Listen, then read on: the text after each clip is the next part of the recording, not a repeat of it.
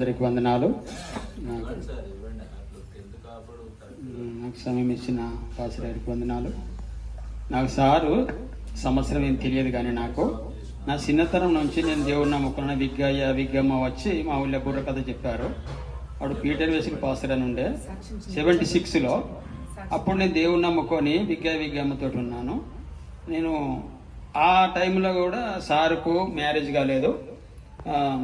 అక్కడ గోదరికల్ ఉండే సార్ దగ్గరికి నేను పోయి అక్కడ ఉండేది. నేను 2 రోజులు 3 రోజులు అట్లా ఉండేది.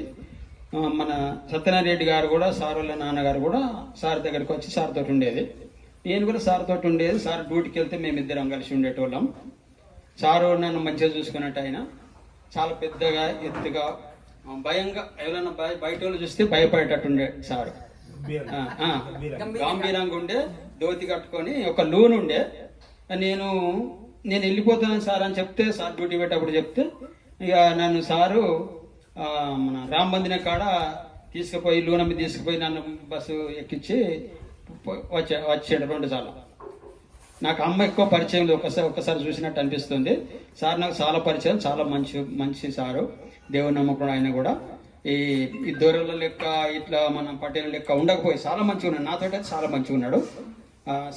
సార్ దగ్గరికి నేను వచ్చి సార్ తోటే ఉండేవాడిని నేను. సార్ పెళ్ళైనప్పుడు కూడా ఆ డేట్ కూడా నాకు గుర్తులేదు, కానీ మా మంత్ నుంచి కమల టీచర్ అమ్మ నేనని ఇద్దరేమే వచ్చినాము.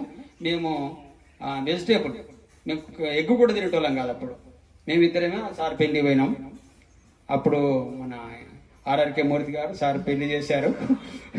అప్పటి నుంచి నాకు అంతకు ముందు నుంచే పరిచయము. చిన్నగా సారు పెళ్ళి కాక ముందు చాలా పరిచయం. దేవుడు మమ్మల్ని మంచి రాతి పెళ్లికి వచ్చినప్పుడు సార్ రాలే రాతి పెళ్లికి నేను రాలేదు. అప్పటి నుంచి నాకు చాలా పరిచయం. విగ్గయ్య కానీ సార్ కానీ సార్ దగ్గరికి వచ్చేవాడిని. నేను సార్ దగ్గరికి వస్తేనే సార్ కలిసిండు. 2-3 సార్లు కలిసి సార్ డ్యూటీ పోతే నేను పోతా సార్ అంటే నన్ను అక్కడ దింపిపోయేటోడు వచ్చి నాతోటి.